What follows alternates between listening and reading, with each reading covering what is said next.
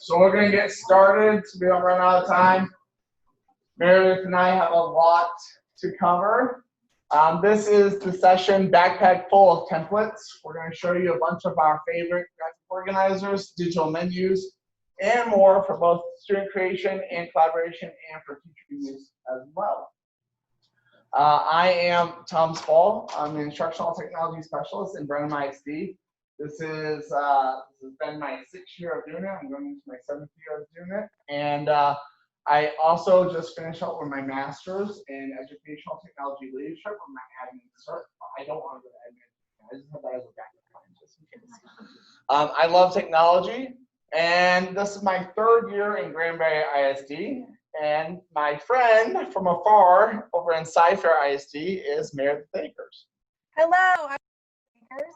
I am the principal at Rennell Elementary in Cypher ISD. Cypher is a really big district outside of Houston. If you haven't heard of it, we have 96 campuses. 53 of those are elementaries. My elementary has 1,100 students, pre-K through 5. So it's a big elementary school. And this is I just finished my 2nd year as principal there. So the first year is always an adventure of a new job. And then the 2nd year, you know, a pandemic, no biggie. So I feel like I can as the leader of the school. It's been great. My campus is amazing. But I also really, really love to blog and share techie ideas. And so you can follow my blog at meredithakers.com. And just in case, because I want to make sure everybody online saw it too, if you would like to open a second tab or just take note of this for later, we have this entire presentation shared with you at bit.ly/backpackfull, but just be sure you capitalize the B and all the letters of full, because it's really full, you guys. Did everybody get done here? And so if you go there, throughout our presentation, every time Tom shares a template or I share a template, we're going to have clickable links to actually give you that template. So we have a lot to give you so that your backpack is full when you leave today. So I just wanted to make sure everybody had that link there at the bottom. So what is FRESHthought EDU? Originally, we were going to do a video clip, but we can just explain to you what it is. Basically, a few years ago, I met Tom a couple of times and just knew, like, Tom has the same mindset as me, that we are always looking for ways to keep things fresh, because as educators, sometimes we get a little bit, especially later on in the year. Now, this year was different because things changed on our behalf, but sometimes in a regular school year, we edge through and do the same things and say the same things, and then we find ourselves saying things like, man, I feel like I'm constantly repeating myself and these kids are doing the same thing and not responding, and we have to remind ourselves to keep it fresh. And so Tom and I brainstormed and had this idea of, as FRESHthought.edu, we share little short 1 to 2 minute videos on Twitter about once a week, just to share fresh thoughts for our friends in education. And so that is who we are and what we do. This was a video, we're going to skip ahead because I just shared that. So we want to share some choice boards. We're going to start our backpack full of templates with some choice boards. And the first one, here we go, is this choice board that I made as a school administrator. I made this one for my teachers. I'm actually going to click on it so that you guys can see what it's like.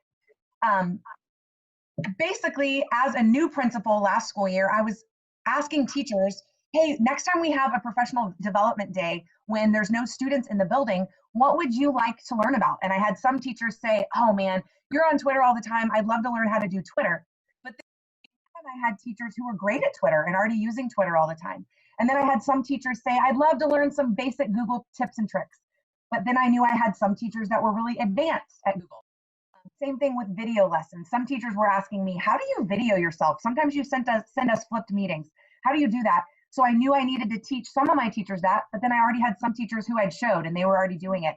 So I decided to make it a choice professional development. The teachers could decide what they wanted to learn about. So if they wanted to learn about Google tips and tricks, they could just click on Google tips and tricks. And I even had timestamps for them. So here I've embedded the video that I recorded of me sharing some Google tips. I also have, hey, if you need to learn about Google Drive, start at 000. If you want to learn about Google Classroom, you're going to skip ahead and go to 1 minute and 35 seconds. So if I hit play, you guys are not going to be able to hear it, but if I hit play, I could go ahead to 135 and the video is going to start right at Google Classroom.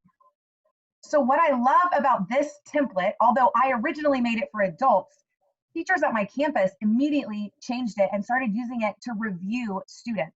And so at my website, I have this template changed out so that it is ready for student use. And instead of Choice PD, it says Choice Review or Choice Learning, because especially for review, you have students that would go, if they knew the topics, I'm good at this, I can skip ahead.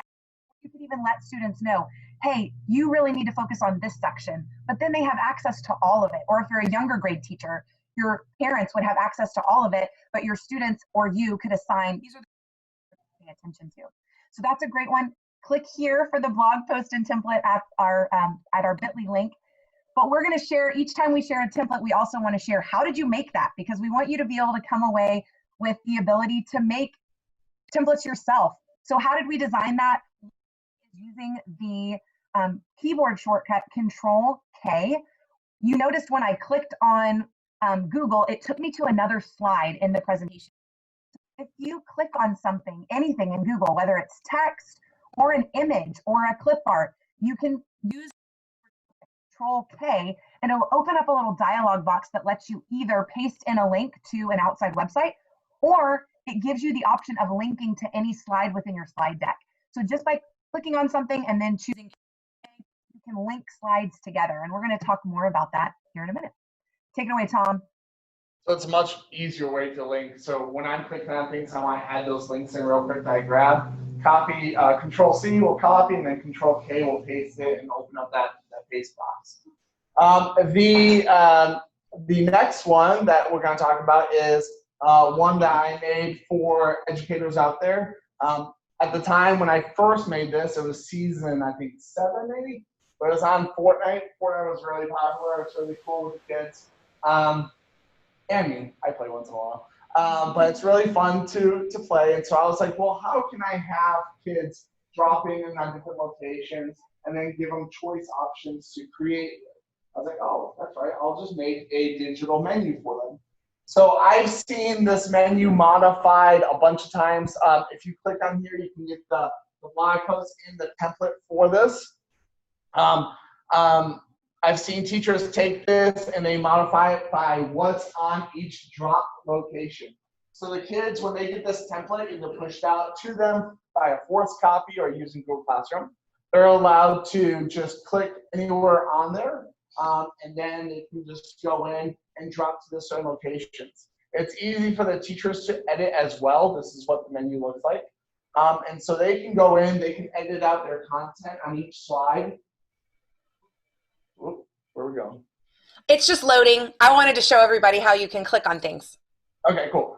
And so on the first slide is just like the title page, and then the second slide I gave is like a how to use this menu. So click on File, make a copy, and change the link with your own rubric, your content, and site. This template can be used for any project or unit. And then slide 3, the next slide, is the actual choice map. So I did mine, I split mine into web tools, non-digital ways to do creation projects, and then teacher-led tools. And then the students get to use this map, and wherever they click on those, it is a circle, and then the inside is transparent, so you can see behind it. So when you click on there, it links to another slide in that slide deck. So they're kind of like invisible jumps. And then I always have on every single page you go to a back to the map, so they can originally get back to the original map. And then I will be updating this for the new season. I just haven't done it yet. And I'm going to add and change out some of the tools that are not applicable anymore. I've seen people take the same concept, they delete the Fortnite stuff behind it, and they do like I've seen a Pokemon. I don't know Pokemon, but they've done a map with that. I've also seen someone take this, my concept, and they do a Harry Potter one where you drop into the world of the map. And they drop in and they have different locations. But they use my same template, they just change the background. Please do that. That's awesome. All our stuff is not on TPT. You can have all our stuff for free. We don't care. We want you guys to use it in your classrooms and edit and modify however you want. That's it. So how do you design that, Tom?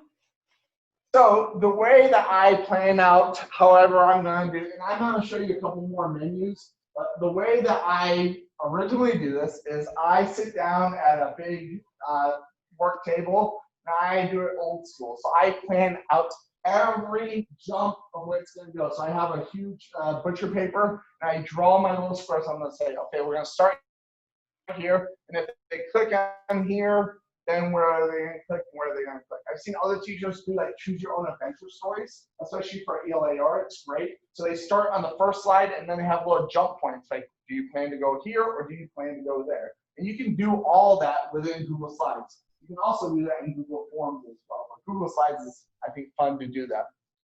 So I plan it all out. I script it all out on paper. And then I finally, once I have a final draft, I take it and I make the digital version. It saves me a lot of time on the upfront of planning it out before I start my creation process. Don't forget, Control D is great for if you're in a Google slide and you need to duplicate.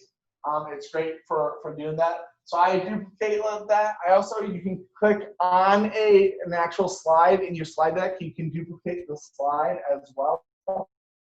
You can also use this in Google Drive in different documents, different areas to duplicate things. And then if you want to bookmark something, Control D also does bookmarks for you. Did you get my good side? Let's take a picture, sorry. Thanks. All right, next. Hey, somebody in the chat. Gain 10 weight, 10 pounds. Somebody in the chat said, "I love your old school process, Tom." So I thought you should get that shout out. Love the old school. I know, right? And that's me in that picture. No, it's not. All right, the next menu that I have is I had a teacher request a tiered level type of.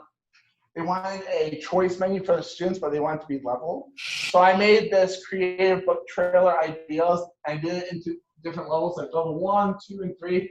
Level 1 is more of your non-digital stuff, so the kids that don't have access to computers, the kids that needed different ideas that were a little bit maybe on the easier level. I wanted to make it level for them, so that's why I did level 1. And then level 2 is a little bit harder.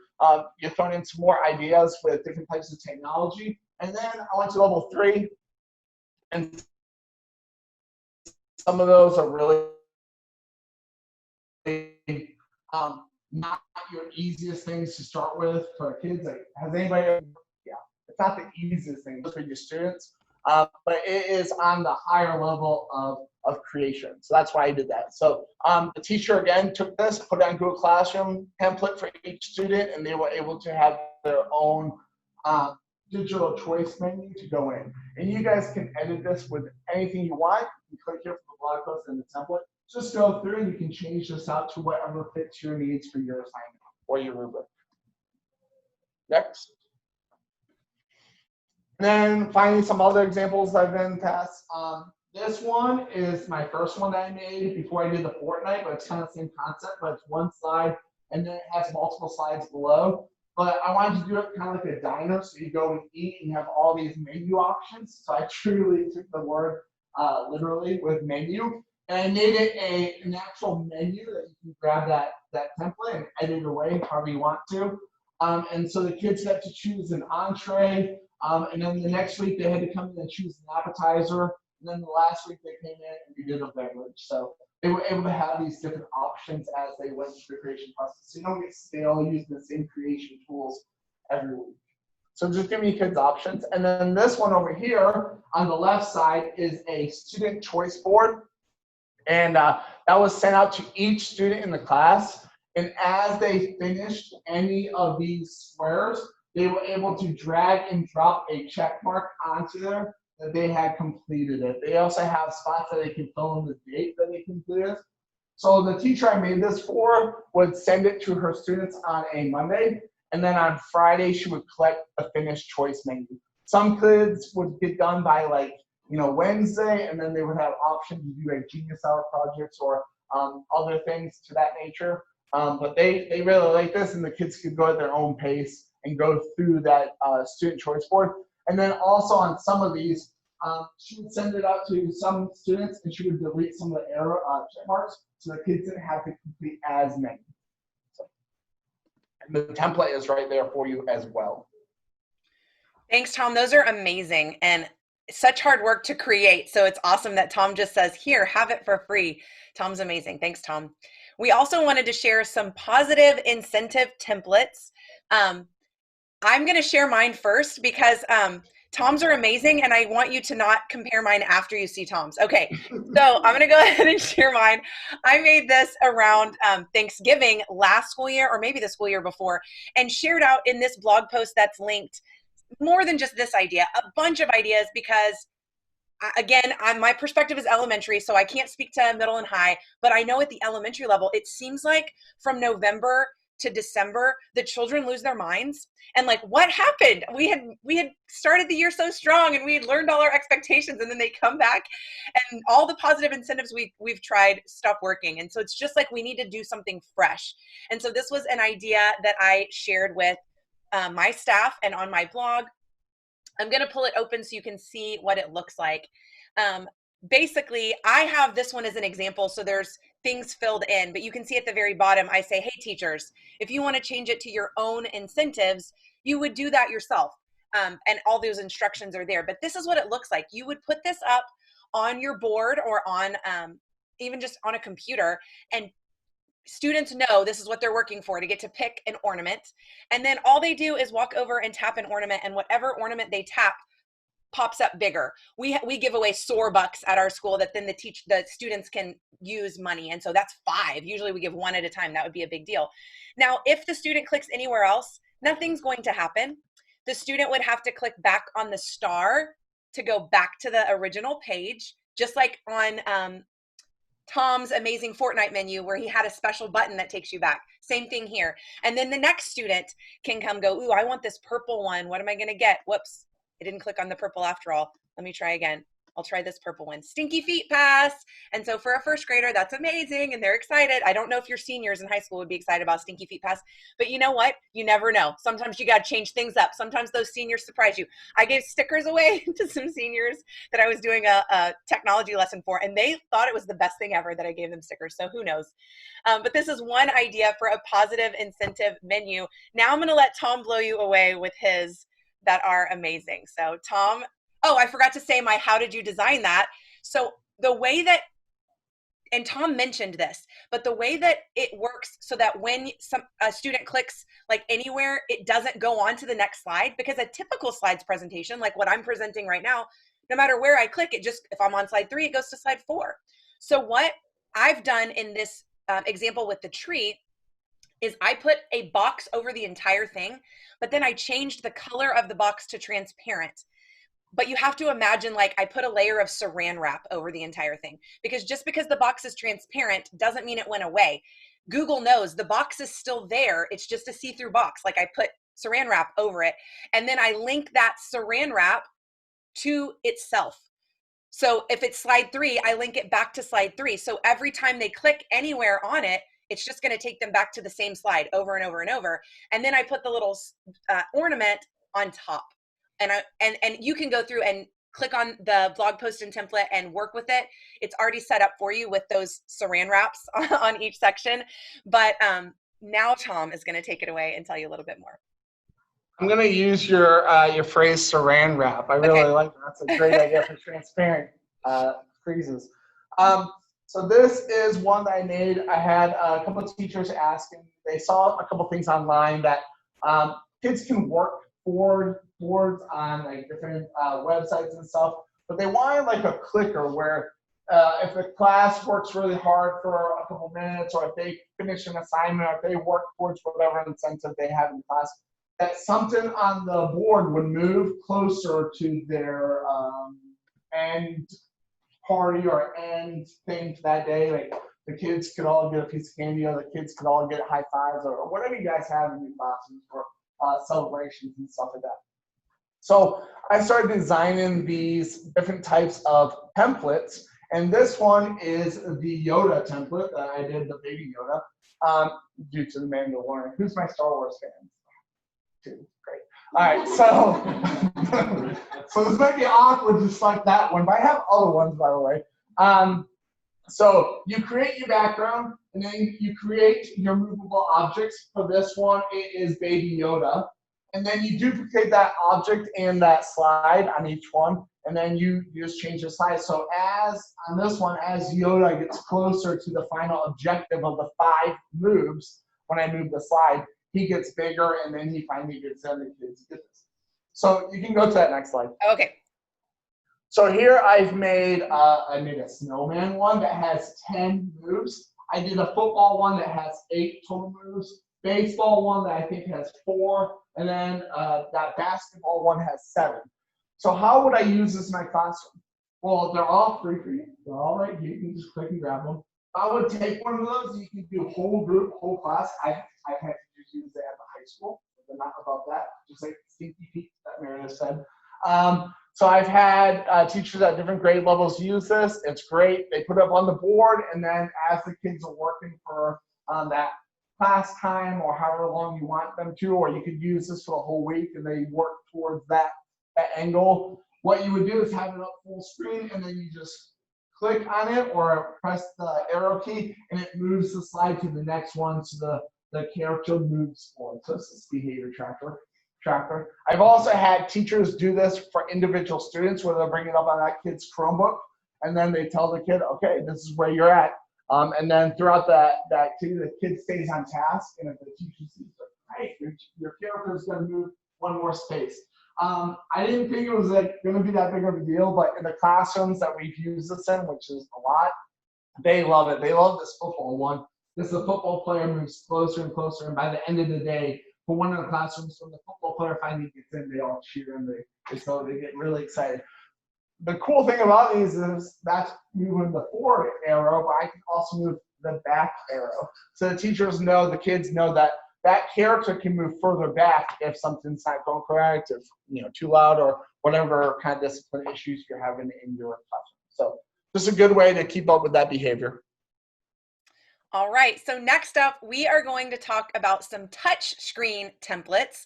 Let me ask you guys, do you have touchscreen boards at your school? Tom, poll your people. Do you have like a board? Yes? Yeah, a lot of them do, yes. Okay, and then my next question is, do you have like Chromebooks that kids can touch the screen of the Chromebook, or are they non-touchscreen Chromebooks? They have touchscreen. Okay, awesome. So this is going to apply. I see lots of yeses in the chat too. So here's one that I know that no matter what type of touchscreen board, like the big boards that you have in the room, no matter which company you use, they come with software. When I was a teacher many years ago, we had smart boards in my district, and so I loved the smart board software. And then my district switched to Promethean, and I'm not going to say anything negative. I just don't like that software as much as I liked Smart. And so I started trying to look for ways to use Google on the Promethean panels. And so here is an example. If you can see that dragging around, it is just a Google slide, you guys, but instead of putting it in presentation mode, it is on the board for the students to move and navigate in regular like editing mode. So you don't click the present button. And basically there's 5 questions on the board and then 6 answers, and the students just go over with their finger and tap and drag the answer over. I did Magic Rainbow Unicorns because the teacher that I was helping was a 3rd grade teacher, and she told me that her kids were really into Magic Rainbow Unicorns at the time. And so thus it has a Magic Rainbow Unicorn. You could, of course, make this plain or with anything, but for funsies, it does have a Magic Rainbow Unicorn. If I go on to the next slide, here's how I can't see my screen, so I got to move myself here. Here's how you design that. You use the dead space outside of the slide for the answer choices. You keep the presentation in editing mode, not presentation mode. That way students can drag and drop their answers.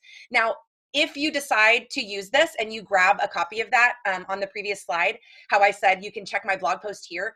Inside the actual template, I have a video of me showing you how to edit it, because I have one of those little saran wrap boxes on top of each one of those answer choices. Because what we found when playing with students is that if the students like tap and drag with their finger and it's just a text box, what it ended up doing was just like highlighting the number 2.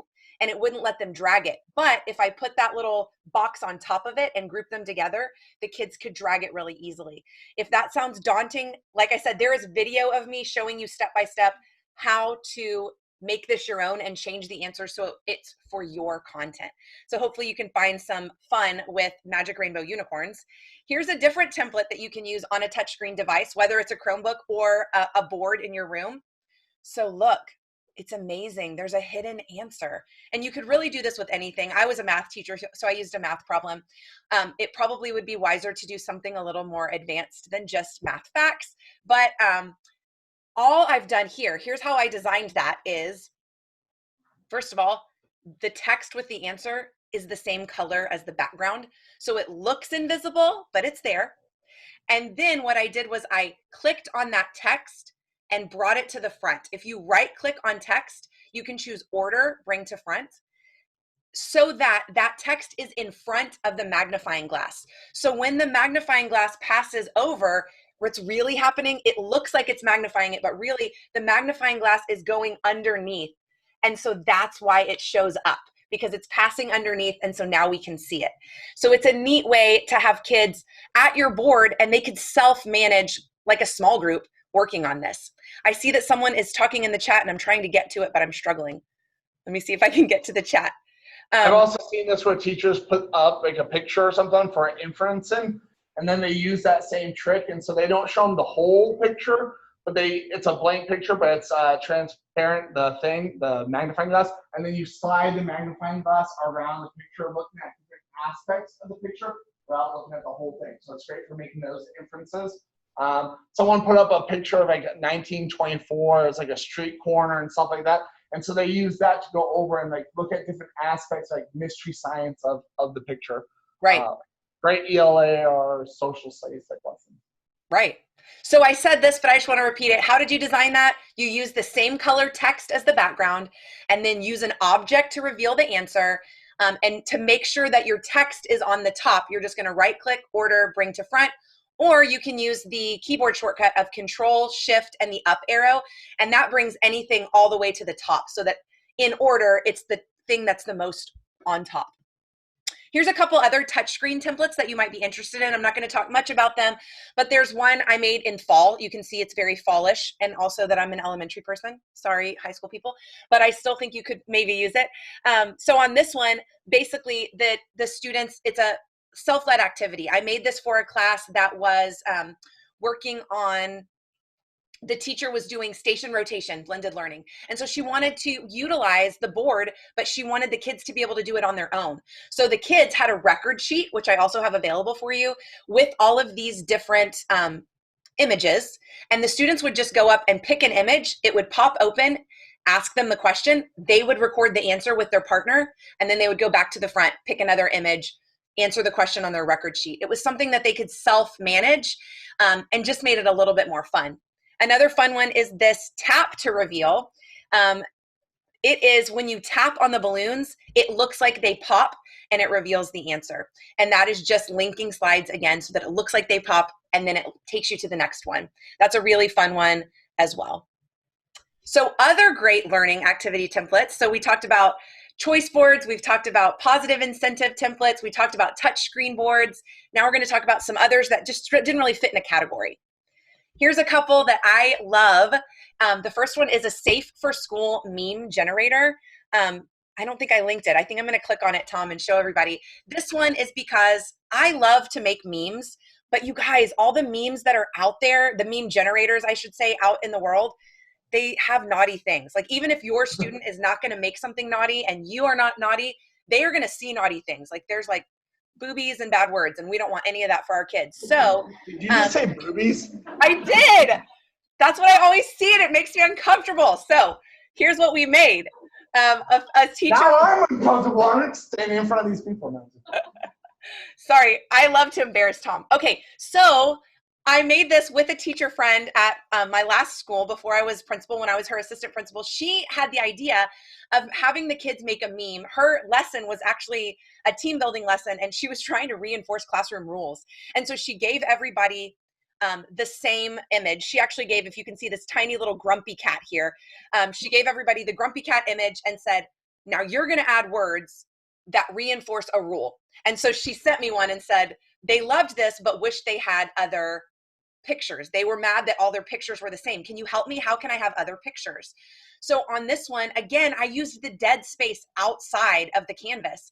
And so for the students, it even has instructions on the outside. So you don't have to figure out how to do it. The instructions are there for the kids. And it says, choose a picture. You're going to drag it on, fill the whole screen and make it big. Then you're going to click on it and send it to the back. Just like you can right click on something and say order bring to front, you can right click and send it to the back.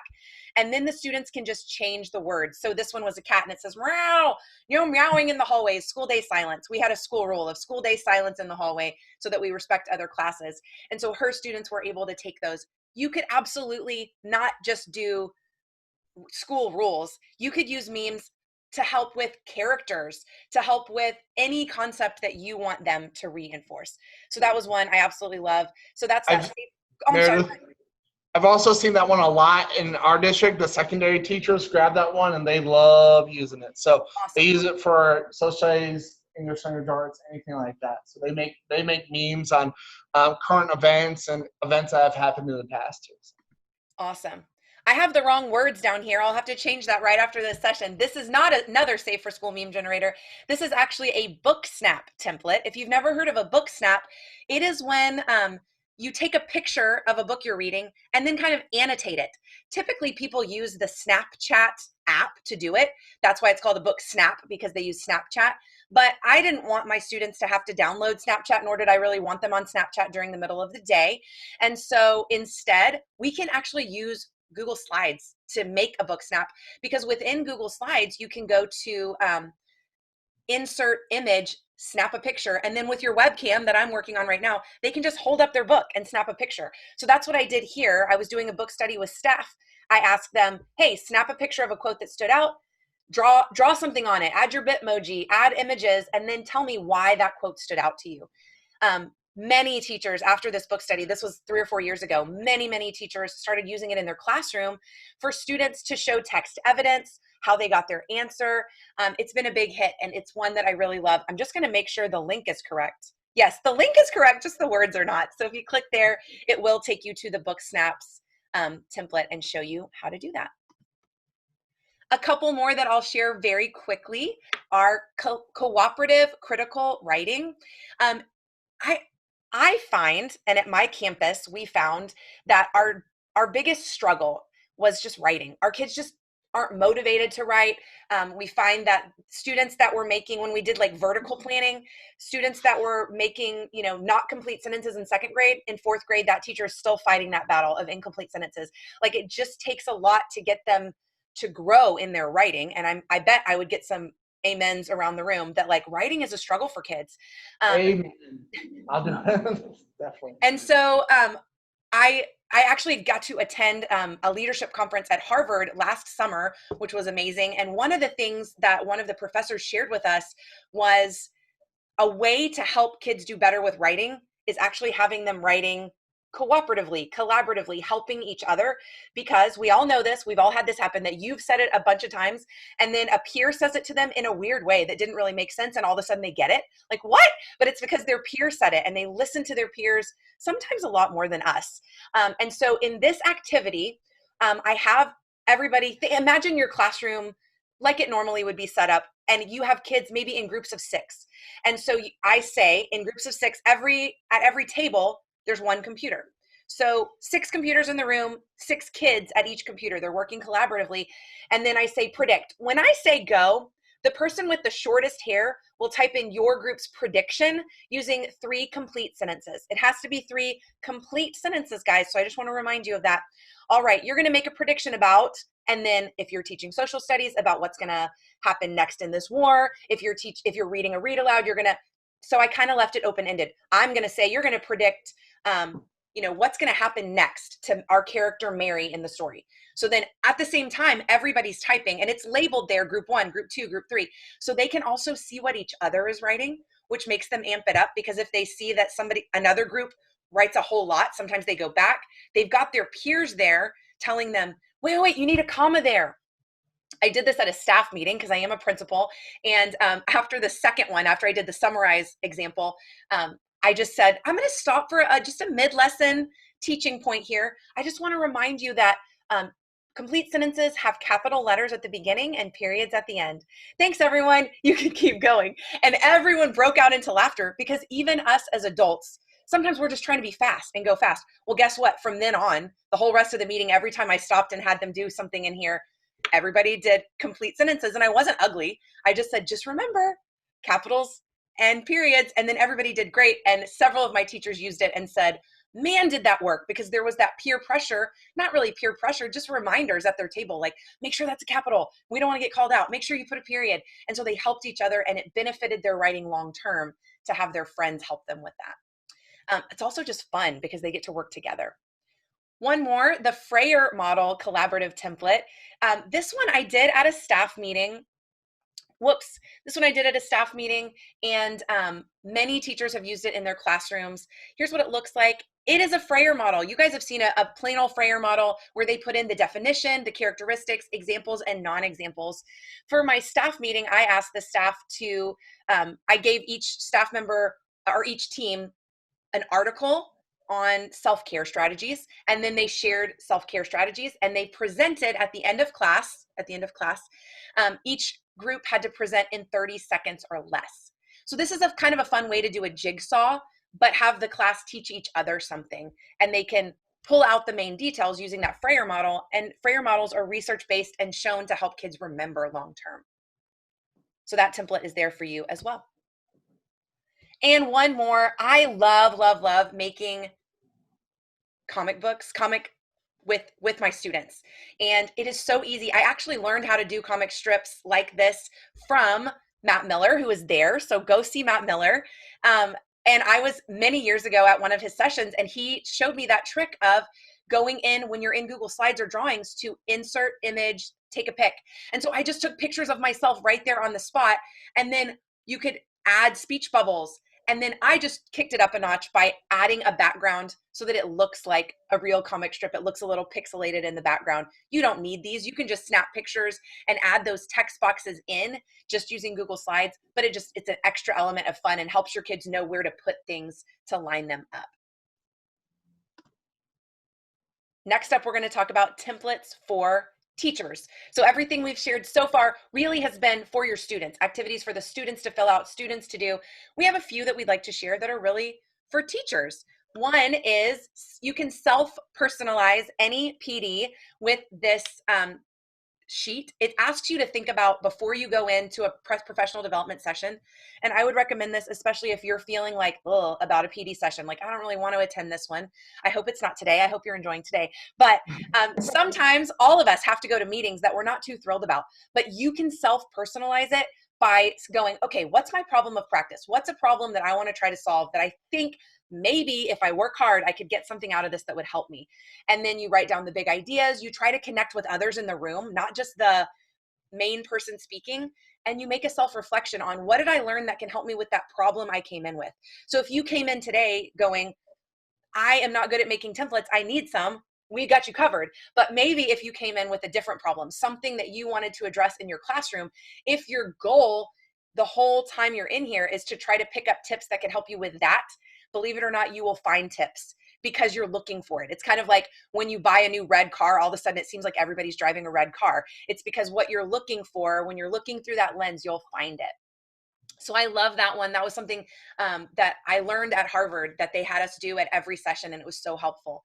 And then one more, if you want to make your desktop background, every once in a while they pop up. Your desktop background pops up, and just why not make it something that reinforces a positive quote or your classroom rules, your school rules. I have a template for you that you could make your desktop background when it happens to pop up and your kids see it. Let it be something that's positive and reinforcing great things rather than just like, your district logo or a picture of your dog, which I'm not saying those are bad. I just want to take every moment I can to reinforce positive behavior with my students. So that template is there for you as well. What's on your desktop right now? Let's find out. I don't know if you can see it. Can you see it? Yeah. Too much, but Oh, I do no. have. In Mrs. Akers' class, we are kind, we are respectful, and we are learners. Oh, good. We can't see it. We Oh, just share. bummer. That is exactly what my desktop looks like. There's just way too many icons on top of it. So When you said people buy a red card and they see a red card, I bought a 92 Ford Tempo. I didn't see anybody driving didn't a see 92 Ford Tempo. All right, so the next thing we have up here is shared drive folder themes. So in your Google Drives, you also have what used to be called team drives, your shared drives. I was tired of them always kind of looking bland and boring. So I went through and created on Google Slides, there's a template that's really, really, really skinny looking. You put the picture right in the middle, really small, because that's how it comes up on your shared drive template page. So when you go into your shared drive now, you can have really cool pictures. I made one for the SCYR team and the RTI vaults that we also have. So, and it shows up on everybody else's computers too for Team Drive or shared oh, drives. that's cool. So when you share it, everybody gets it. Yep, because once you make a change that shared drive picture, it changes on everybody's computer screen. That is very cool. Which is really cool because anything else in Team Drive doesn't, or my drive doesn't work like that. So it's fun to mess with people as well. But go on. You might have to tell me more about messing with people. Okay, carrying on.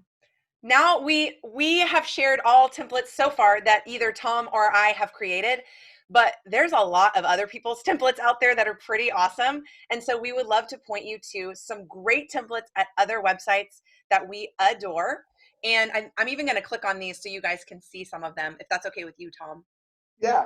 Can I talk about this first one? Yeah. So this one is from Jolie Boucher. She's big in the edtech world. She was at TCA this past year in February when we were over in Austin, and she spent the whole time she was in there going to different sessions about templates and collecting those templates and going online on Twitter. Anytime someone tweeted something out, she would grab that template. And she made a Wakelet board. If you haven't heard about Wakelet, go check them out. They're really cool. It's a great way to go curate your information to collect it. And so she made this one where she has hundreds of different tweets and posts and anything. She put all those links in here to those specific templates. And then she organized her templates by type, stuff like that. So if you keep scrolling down, they have like different categories that she has on there. So like those different newsletters. This one's a really cool Harry Potter newsletter template. She has the lotto scratchers, which you can go buy the lotto scratchers off Amazon really cheap and put those on something that you create, and then something is underneath there. Like we did this for a Geek Week training that we did in our district. And so we gave out those lotto scratchers to different teachers, and underneath them we had $5 gift cards, we had Sonic drinks, we had all that, and were able to scratch off one of those scratchable stickers. They work really well. So I didn't know you could actually buy those off Amazon, but they have them. So she has this whole list of templates, all free for you to go grab and use in your classroom. So cool. All right. Eric Kurtz is amazing and also has a ton of free templates. We're going to click on this is his Google Slides resources page that this takes you to. But I just want to point out that also if you go to the resources page, he has a page like this for docs, sheets, drawings, everything. And so if you just scroll down, he has, here's a blog post, turn Google Slides into an animated GIF. Here's an add-on that he recommends. Here's an interactive presentation. So you can just see him presenting. He's like, here's me presenting if you want to learn more. Then he has a bunch of templates, comic strips with Google Slides. So I shared one, but he has more ideas. Creating storybooks with Google Slides, creativity, manipulatives. So he just has all these pre-made templates ready. And he has a ton in Google Drawings as well, like Venn diagrams and like things that you might use on paper traditionally, but he has them already made for you so you don't have to reinvent the wheel. You can just grab them. And like Tom mentioned about Tom and myself, everything we share is just for free and you can have it. This is the same way. All of these resources we're sharing are not going to take you to a Teachers Pay Teachers link where you have to pay $10 for it. It's going to be totally free for you to use. All right, Tom, you want to talk about Matt's templates? Yeah, real quick, also on Eric Kurtz, I love his build a snowman and build the, he has the build a snowman. I think he also has a build the turkey or something like that, but Yeah. those are great templates. I work in elementary schools in the pre-K center. My kids love those. So easy to drag and drop and build. So also, Matt Miller, our good buddy, he's also here. If you go all the way down his website, he's been having some trouble with his website recently. But if you scroll down below all that messy mess, you have all his templates that he has on here. And he also has a resource page where you can go back, grab a bunch of his resources. But these are all his templates. So he has interactive notes. This is my favorite right here, the 25 graphic organizer templates. He gave that to us, I think, I want to say almost 7 or 8 years ago I've had those, but in here you have the prayer model, you have Venn diagrams. All that stuff is already built for you, so you can give that to your kids as templates, and they can modify it and change it up as they wish. So he has math boards and different kind of things. So I really like Matt's templates. And then he's also here, so go check him out later today. I'm just looking at all the templates. I don't think I've ever seen all of Matt's templates before. He has that new TikTok template, which is pretty cool too. Yeah, I was looking at the top. Those look really fun. Some of these games, these Snapchat games look really fun. Cool, cool, cool. All right. I'm going to just preface this one with Tom's awesome, and all of his templates that he's ever made are all in just one place, just for you. Mine are not all in one place. I'm sorry, you have to click on lots of links, but Tom has done an amazing job of putting them all in one place right there at that link. OCD with my organization skills. But there you go. Yeah, you can just click there and you can have all of the templates I do. Awesome. Thank you, Tom. That's incredible. So next up, we want to share with you some neat places to find presentation templates so you don't have to make your own presentation from scratch. Some of us are nerdy. Meredith Akers might be one. And I like to make my presentation templates from scratch, like this one I made myself. And Tom and I worked on it together, but we made it from scratch. But lots of people like to go grab just a template. And there's some amazing ones that will not look like, people will ask you, where did you get that?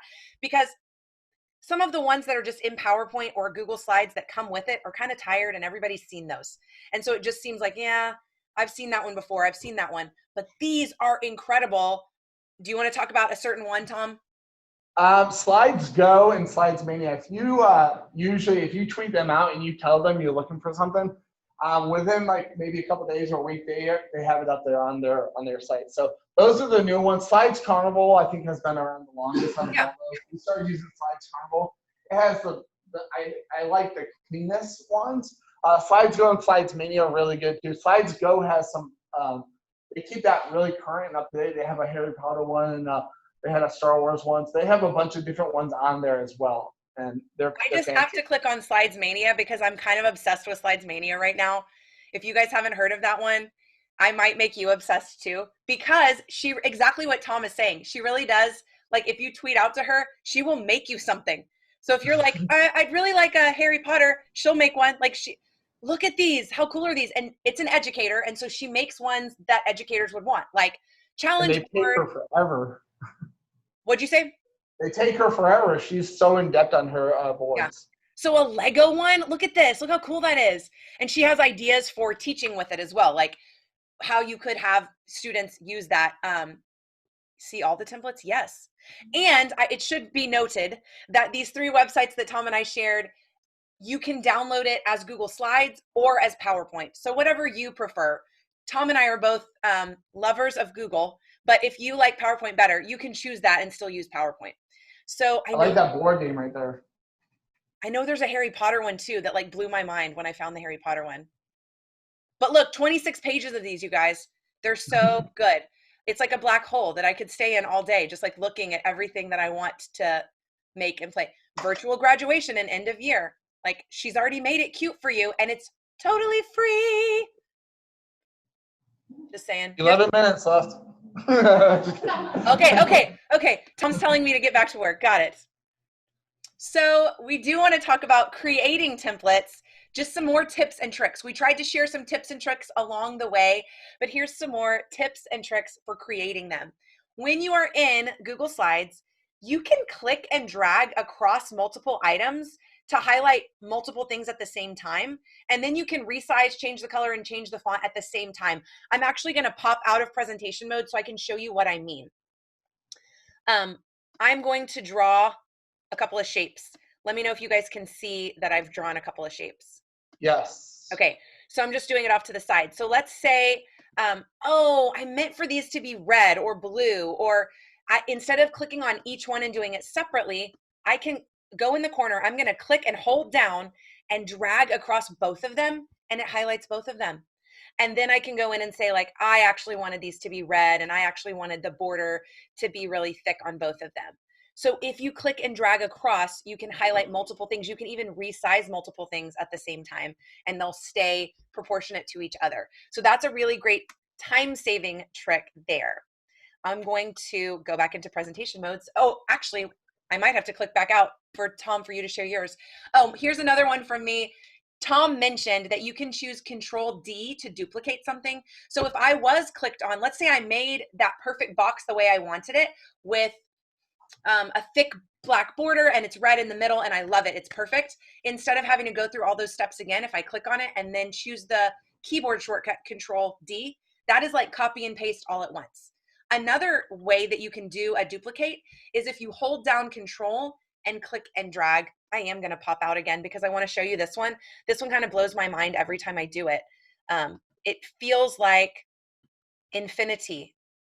If any of you have ever used Smartboard, they used to have a special tool for this that like forever you would get a million things to come off of the one. Here's what I mean. If I'm holding down Control, this is the only way this works. I'm going to hold the Control button and then click and drag. And it's like I just pulled out another one. And then I can do that a million times. I can pull out two. I can pull out every time I hold down Control, it makes a copy of it. And then again, I can click and drag across them all and it will highlight all of them for me so that I can delete. Boop. Pretty cool. You know how you said you used to use that with Smartboard? I've Yeah. seen teachers, they still use that. So they'll be up at the computer. They'll hold down Control, and then I'll see kids go up and they're drag and drop. So it does the infinite clone as Smart Notebook does. That's what it was called, infinite clone. So that's the way you can do infinite clone is hold down Control. And that's a good tip that if the student is at the board, the teacher could hold down Control. Yeah, they do that with letters for the lower grades and different things. That if you want to build a sentence, they make that as well. Great tip. So when you are resizing an object and you want it to stay perfect, let's say I need something that would be ugly when it's not perfect. Okay, here we go. Maybe. Let's do this cute heart. And then I go to resize it. You guys have all done this. And you try to make it perfect, but maybe you don't. And then it gets all smushed. And you're like, dang, that doesn't look like a heart. So if you, again, the Control is your perfect friend. If you hold down Control while you drag from a corner, it will not let you mess up. It is going to keep it perfectly proportionate. Love that. And it also, if you hold Control, you notice that it goes to the middle instead of going from a corner. If I hold down, maybe it's Shift. It's Shift. It's not. Shift. That's why I was wondering. I was like, you taught me something new. I was like, no, I thought it was Shift. But let me say this, because Control does help. Let me get it back to being proportionate. If you hold down Control and Shift, that's what I was going to tell you, then it's going to go to the middle and I can't mess it up. So if you already have it in the place you want, it's going to proportionately go down to the middle. If you just hold Shift, it's going to keep it proportionate but go down to the side. But it's going to keep it proportionate, which is the most important part. So that way you don't get squishing or smushing and mess it up. Okay, Tom, rubber stamp. So I like rubber stamp, and I'll let you do this on this slide. Okay. So I call it rubber stamp. It's actually called paint format. But if I want this sentence, the cat chased the dog, to be the same as the dog ran up the street and the same color and all that cool stuff. So I just highlight any part in that sentence. It doesn't even have to be the whole thing. I'm going to go up to paint format button, click on that, and then I'm going to drag over the cat chased the dog. And it's going to keep all the same colors, sizes, stuff like that. So, love it. If I click on dog, it has this cool shadow behind it and everything. If I click on dog and I go to paint format, and I click on cat, it's going to change it exactly the same as that with the background. And then it also works on pictures. We have to tell the kids this all the time when they're making the presentations. So if they click on the cute dog and they do the paint format and then go to the kitten, it changes it up the same. So it's kind of like a rubber stamp, keeps it in the same proportions of that. Now it'll do the colors But it won't change the font. As you saw when you did dog, it didn't change back to that same font. You have to do that yourself, but it's the paint. It keeps the paint and the text type on the text over here, but not on the word art that I have there. And then on the pictures, it'll change it to the same kind of border and shadows, but it won't change to that same shape. All right. And then I did a GIF on the next one so you can see it. Right, Marilyn? GIF. He meant to say GIF. He pronounces it wrong, everyone. Oi. All right, next slide. So I just showing you those stuff. On this one, I put a bunch of graphics. So this goes to a blog post we did on our VSC Wired site that just takes you to a bunch of graphics that we like to use to enhance our presentations. And we also show the kids in our classrooms how they can do this too. Photofonia is a great website that your kids can go to. You don't have to go to any of these, but it's cool. Photofonia will take it and take whatever picture you have, and it'll put it into another type of picture or something like that. It's hard to explain, actually. But I like to use it, but you can check out Photofonia. So, like, if I want my picture to be in a newspaper or in a magazine, they have these templates already made for you. So you take your picture, you upload it, and it'll put you perfectly into a painting, into a gallery inside a museum and stuff like that. And this also does really cool text. So you can type in text, and it'll put your name on the back of like a football jersey or on made out of Play-Doh or stuff like that. So definitely check out that website. Cool Text has really cool text that you can just copy and paste into your presentations. Remove.bg is great for your computer or your cell phone. I use it more on my cell phone. Does everybody know what remove.bg does? That's great. No? Lots of no. So you take a picture, and then you can upload that to remove.bg. And what it does is it takes out all the background behind you without having to use Photoshop. And it works really well. So I can go up to the wall, I can take my picture, and I'll make it a PNG, which is a transparent graphic.